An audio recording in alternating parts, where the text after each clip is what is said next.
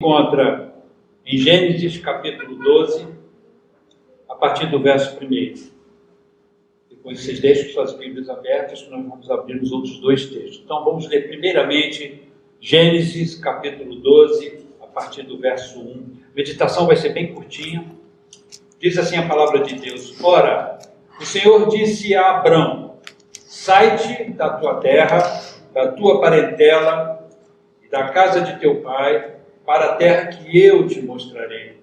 E far-te-ei uma grande nação, e abençoar-te-ei, e engrandecerei o teu nome, e tu serás uma bênção. E abençoarei os que te abençoarem, e amaldiçoarei os que te amaldiçoarem, e em ti serão benditas todas as famílias da terra. Agora, lá em Josué, ainda no Antigo Testamento, no capítulo 1, a partir do verso 2, Josué, capítulo 1, a partir do verso 2, diz assim a sagrada palavra de Deus: Moisés, meu servo, é morto, levanta-te, pois, agora, passa esse Jordão, tu e todo este povo, a terra que eu dou aos filhos de Israel. Ninguém te poderá resistir todos os dias da tua vida, como fui com Moisés, assim serei contigo, não te deixarei e nem te desampararei. Esforça-te e tem bom ânimo, porque tu farás a este povo herdar a terra que jurei a seus pais lhes daria.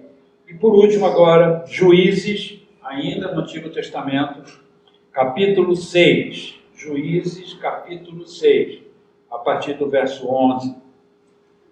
Juízes 6, 11 diz assim: Então o anjo do Senhor veio, assentou-se debaixo do carvalho que está em Ofra, que pertencia a Joás, a Abiesmita, e Gideão, seu filho, estava malhando trigo no lagar para os salvar dos midianitas. Então o anjo do Senhor lhe apareceu e lhe disse: O Senhor é contigo, homem valoroso. Então o Senhor olhou para ele, agora versículo 14, tá? Pulei 2 versículos. O versículo 14 diz assim: Então o Senhor olhou para ele e disse: Vai nesta tua força e livrarás a Israel das mãos dos midianitas. Porventura, não te enviei eu? Só até aí. Oremos.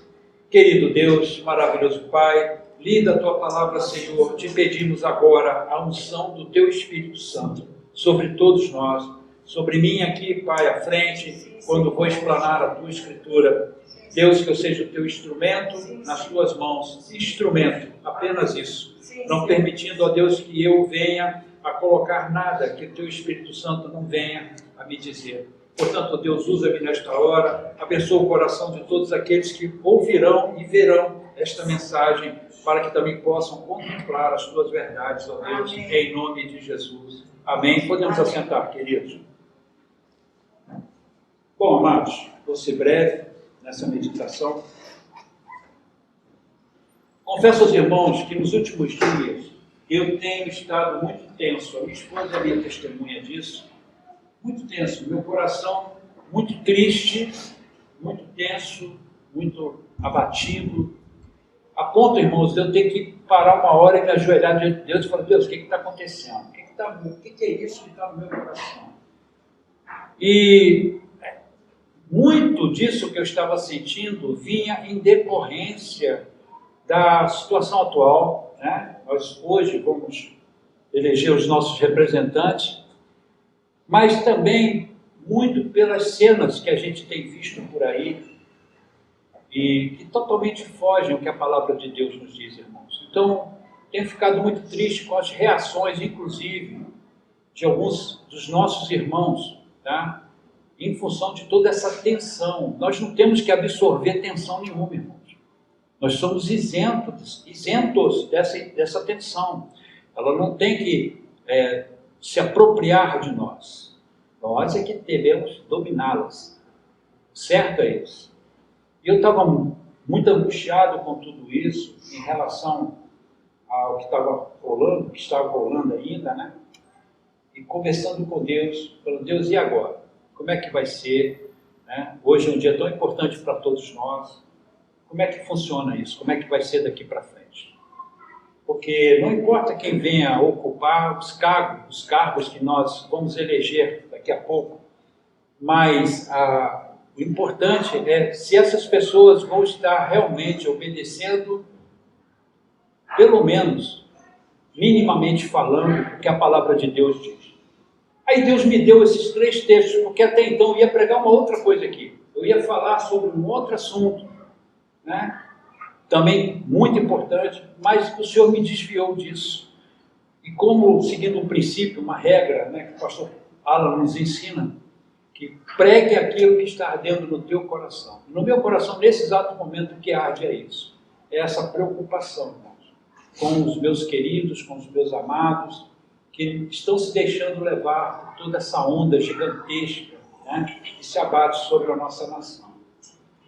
Então, o que nós enxergamos aqui, queridos? Né? O que nós vemos aqui? Abraão foi chamado pela primeira vez por Deus quando ele estava lá em Ur dos Caldeus. Pouca gente percebe isso, mas na realidade, quando Deus chama Abraão pela primeira vez, Abraão ainda estava lá em Ur, morava lá ainda. Teve essa chamada, mas por uma circunstância qualquer que a Bíblia não nos revela, né, Terá, o pai de Abraão, resolve mudar da cidade, resolve sair de lá. Não, vou sair de Ur. Terá, não Abraão, Terá, o pai de Abraão. E ele resolve ir para uma cidade que fica 950 quilômetros distante de onde eles estavam. Então eles moravam numa região que hoje é o Iraque, e eles se dirigiram para Arã, que fica na Síria, na atual Síria hoje.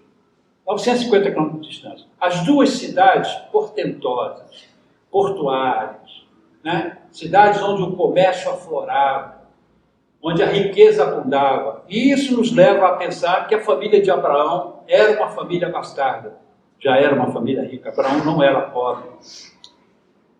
E a partir daí, o que acontece? Terá, o pai de Abraão, morre.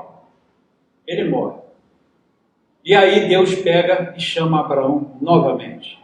E aí ele fala o que ele falou para Abraão. Ele diz para Abraão assim: Abraão, sai da tua terra, da tua parentela, e vai para um lugar que eu vou te mostrar ainda. Agora, vamos tentar entender, tá? O que foi que Deus falou para ele? Quando Deus dá essa ordem, essa diretriz primária para Abraão, ele está dizendo para Abraão mais ou menos assim, vou parafrasear Deus agora: deixe a sua família, deixe a sua casa, largue o seu trabalho, saia da sua zona de conforto e segurança e dirija-se a um lugar que ainda vou te mostrar. Vá caminhando pelo deserto e eu vou te mostrar o local. Aí eu quero que vocês vejam comigo agora que situação. Abraão já estava com sua vida toda ela consolidada em Harã. Ele estava bem, era rico, já era bem de vida, porque a Bíblia diz que ele tinha servos. Quando ele se desloca de Harã, ele leva um monte de gente com ele, de empregados e tudo mais. E o camarada já tinha toda uma situação formada lá em Harã. A vida dele já estava estabelecida. Aí Deus chega para ele e só diz para ele isso, só isso. Larga a sua família, larga o seu trabalho, saia da cidade onde você está e vá para um lugar que eu não vou te dizer aonde agora para você. Você vai pelo deserto, em determinado momento eu vou te apontar esse lugar. Em sã consciência, irmãos, seja honesto. Quantos de nós cumpriríamos essa ordem? Imagine só, você trabalhando, com a sua vida toda acertada, com a família aqui, seus filhos e tudo mais, e Deus chega para você e diz assim: faça alguma coisa assim. Isso é inconcebível, muito difícil. A nossa empolgação, a gente pode dizer assim: eu te seguirei até onde tu me mandares, eu vou fazer igual aquele camarada que chegou para Jesus e falou: aí Jesus, tá bom, vamos embora. Aí ele: não, peraí, Jesus. Falei isso, mas deixa eu primeiro sepultar o meu pai, meus pais. Aí Jesus: deixa os mortos sepultarem seus próprios mortos. E outro, Jesus, comprei uma junta de boi novinha, deixa eu arrumar, né? Aí eu te sigo. Na empolgação, meus irmãos, a gente faz igual esse cara. Eu vou para onde o Senhor me mandar. Eu não me importo, Senhor, me use e tal. E aí, na hora que Deus chega e fala, então, vamos lá, é agora, já é. Foi o que ele fez com Abraão. Então, nesse momento, Abraão recebe esse chamado. E aí, olha que coisa linda, meus irmãos. Que atitude de um cara, um arameu, idólatra. Tanto Ur dos Caldeus como Harã eram cidades idólatras. E Abraão estava ali no meio deles, lá dentro. E esse arameu diz assim lá em Gênesis, capítulo 15, verso 6, e creu ele no Senhor, e imputou-lhe isto por justiça. Irmãos, ele não quis nem saber. Aquela voz, aquele sentimento borbulhava dentro dele como um vulcão. E ele não hesitou em obedecer, e ele fez exatamente como Deus mandou ele fazer. Qual é a coisa que nós mais aprendemos aqui, irmãos? Que a promessa de Deus a Abraão foi essa aqui. Foi que Deus prometeu para Abraão. Porque Deus fala isso para ele, mas também, em consequência, Deus coloca também uma promessa. Ele diz para Abraão assim, em ti serão benditas todas as famílias da terra. Ele dá para Abraão uma visão. Ele dá para Abraão uma direção, dizendo, olha só, se você fizer o que eu estou mandando você fazer agora, por mais louco que possa parecer o que eu estou te pedindo, todas as famílias da terra serão benditas em ti.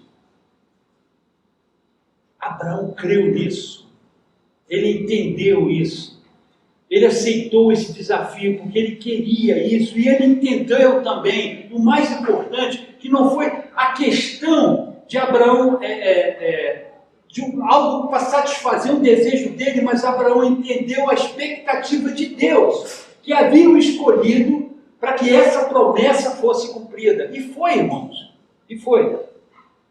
Essa promessa se cumpriu no nascimento de Jesus. Jesus é descendente direto de Abraão. Quando Jesus vem a essa terra e cumpre a sua missão aqui, e produz e providencia essa salvação gloriosa que hoje, da qual nós gozamos, e o mundo inteiro, quantos milhões de pessoas no mundo inteiro são salvas hoje?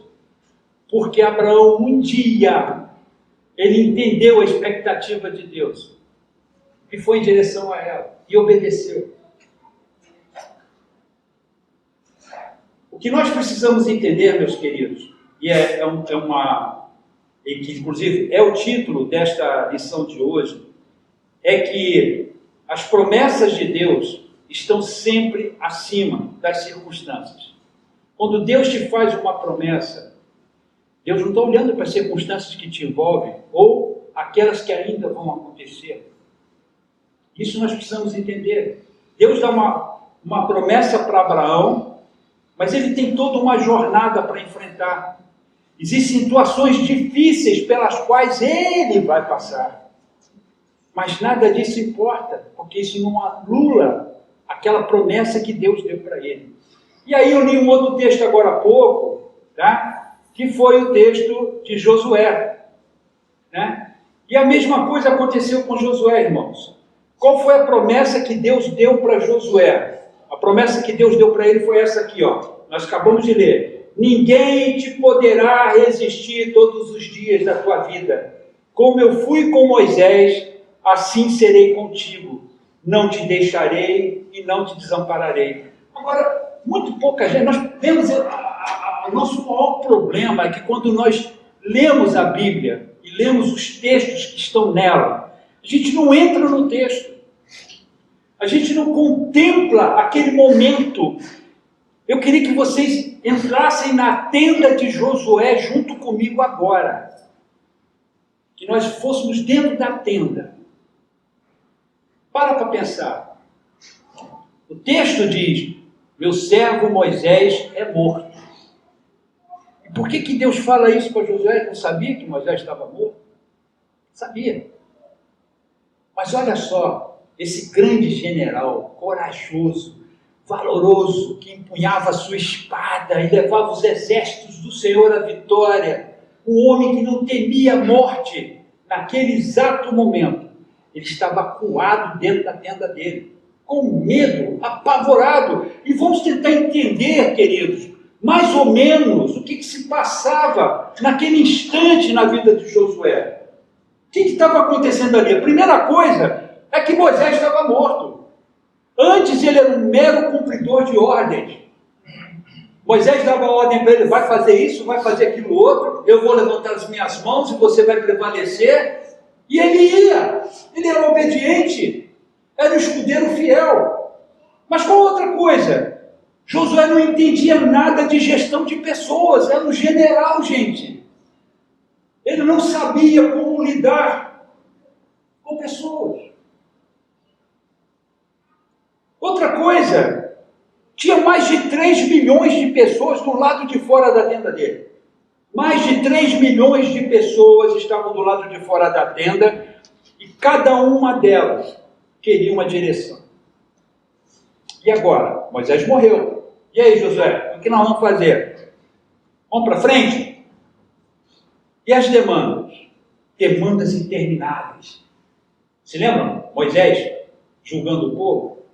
Ele ficava o dia inteiro na frente daquele povo o que não faltava era demanda. Jétro, o sogro dele, vendo ele: peraí, Moisés, vai morrer desse jeito, meu camarada. Você vai se esgotar.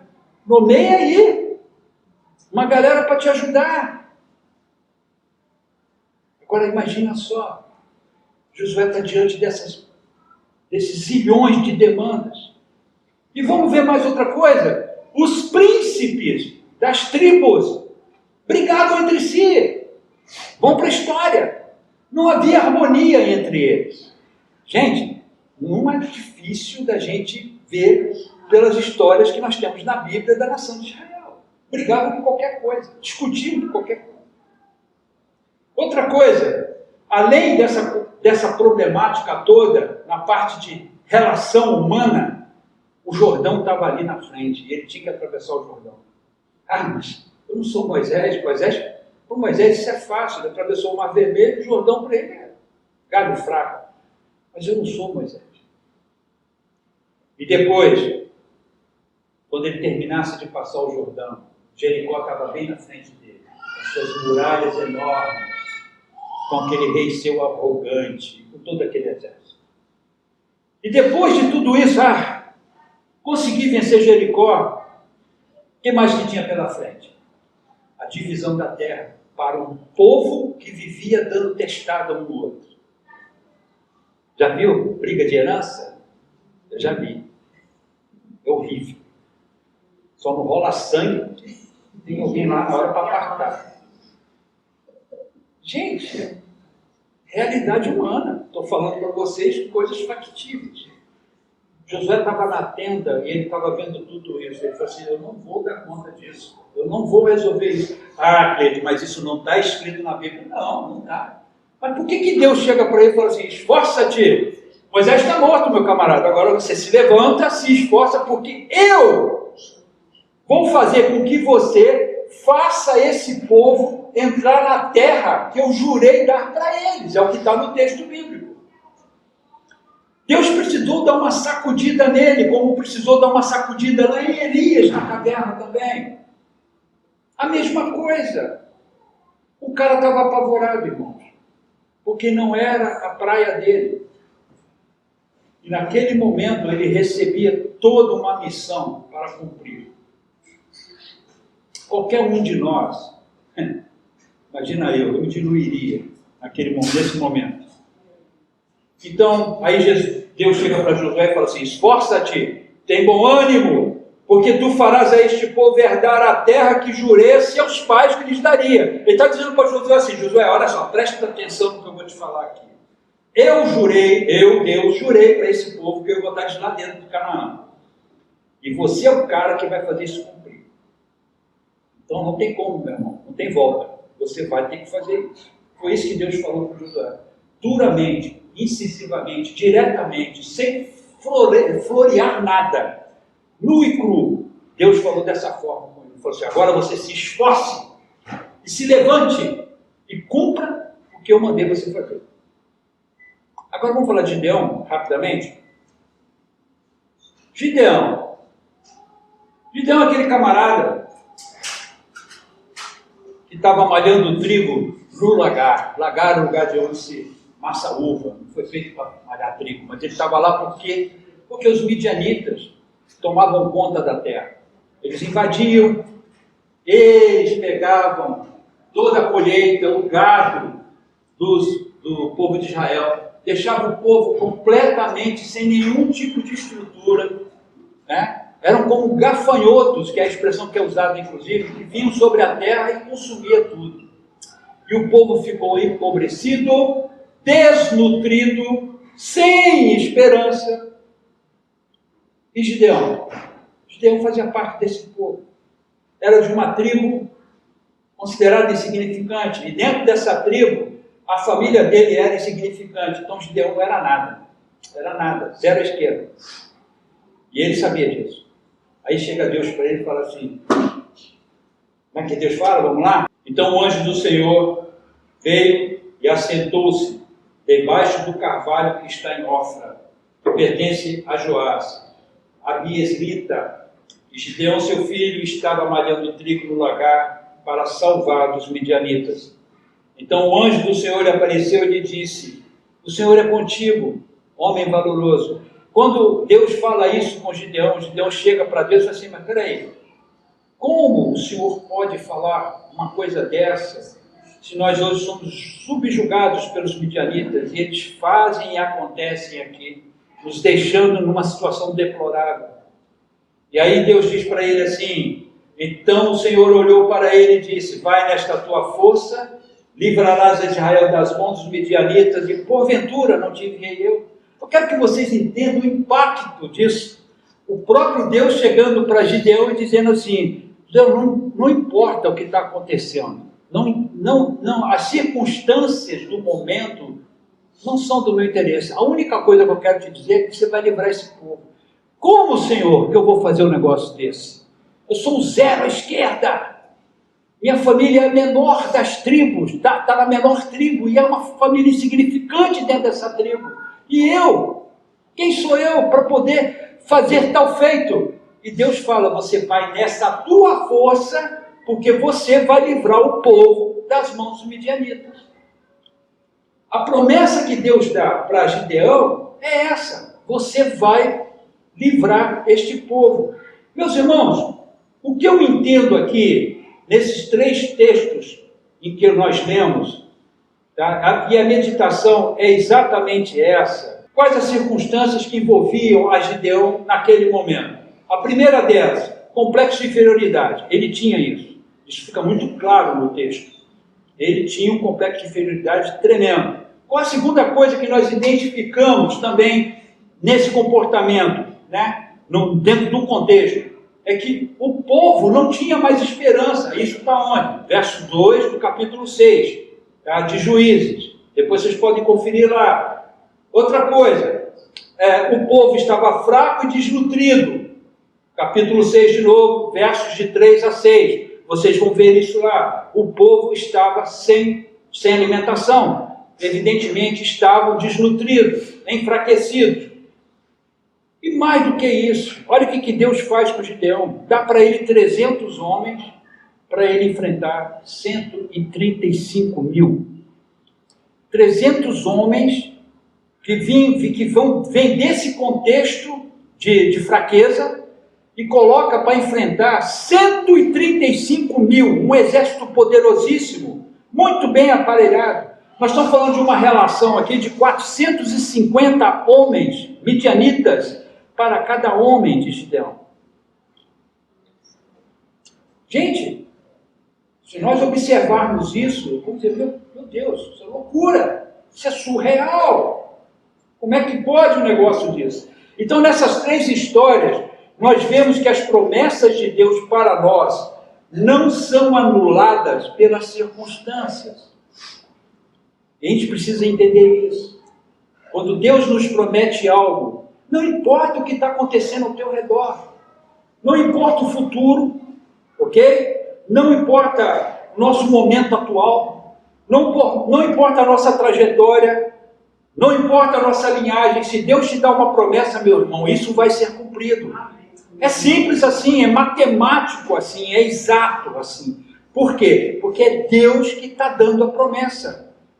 E, irmãos, aquilo vai acontecer de um jeito ou de outro.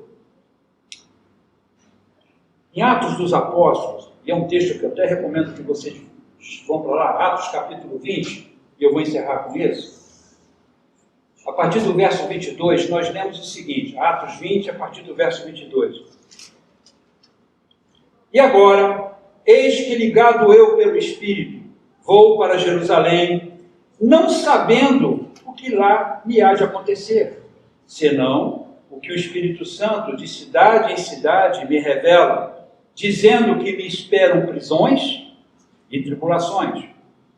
Mas de nada faço questão, nem tenho a minha vida por preciosa, contanto que se cumpra com alegria a minha carreira e o ministério que recebi do Senhor Jesus, para dar testemunho do Evangelho, da graça de Deus.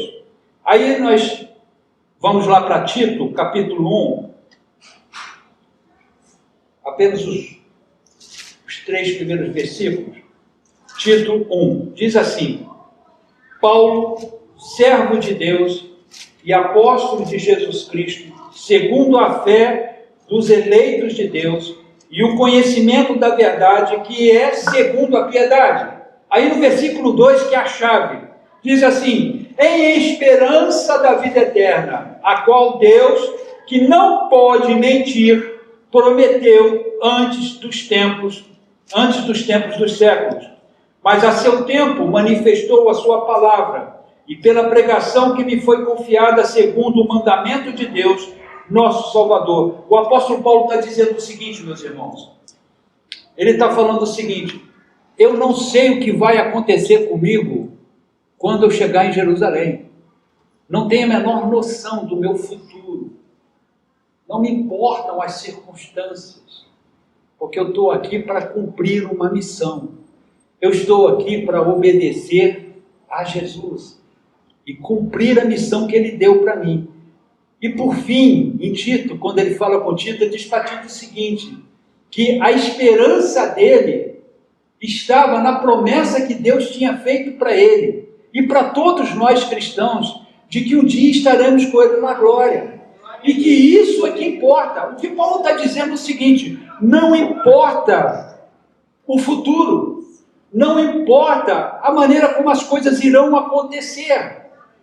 A promessa de Deus para nós, todos nós temos essa promessa de Deus. Acabamos de falar isso aqui na Escola Bíblica Dominical, né? Que o Espírito Santo é que vem confirmar tudo aquilo que Jesus nos falou, e o que Jesus mais nos fez foi prometer para nós que estaria conosco até o final dos séculos, até o último momento.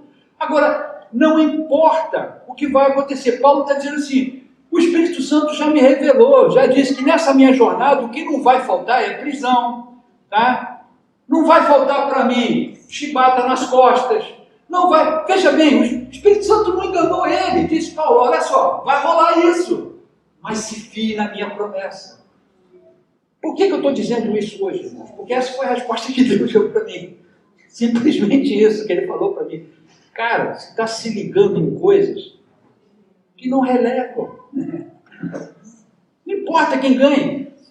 Não importa como é que esse país vai se comportar. Não importa como o mundo vai se comportar. Se vai ficar tudo vermelho, azul, cor de abóbora. Não interessa. Isso não afeta o meu relacionamento contigo. Isso não vai de nenhuma maneira atrapalhar a nossa comunhão. Não importa, deixa eles fazerem o que eles quiserem fazer. Você vai vir para cá, você vai morar comigo, eu vou te trazer para cá. Aquilo acalmou meu coração, irmãos, porque eu estava entrando numa espiral. uma espiral que muitos de nós estão entrando. Meu Deus, é triste ver o que a gente está vendo por aí. Cristãos que deveriam estar com outro foco e agindo de uma maneira completamente errada, fora da palavra. Irmãos, somos cidadãos dos céus, somos cidadãos daqui também, temos dupla cidadania, tanto é que vamos exercer a nossa hoje. Mas, irmãos, a nossa cidade é lá no céu. É para lá que nós estamos indo.